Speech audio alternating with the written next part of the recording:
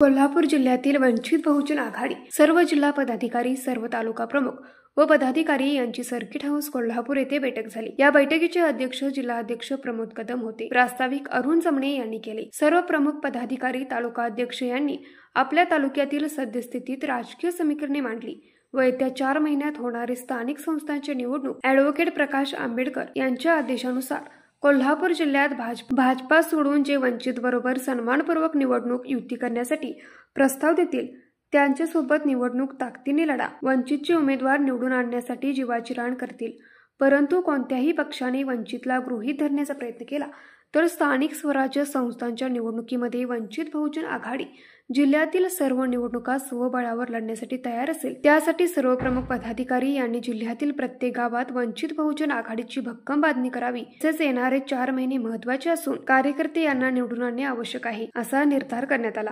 यावेळी प्रमोद कदम, जिल्हाध्यक्ष उपाध्यक्ष प्रकाश कांबळे, BR कांबळे, दामाजी जाधव, अरुण जमणे, जिल्हा सचिव जनार्दन गायकवाड, हातकणंगले तालुका अध्यक्ष संदीप कांबळे, शिरोळ तालुका अध्यक्ष नितीन कांबळे, करवी तालुका अध्यक्ष अरुण सोनवणे आदी उपस्थित होते।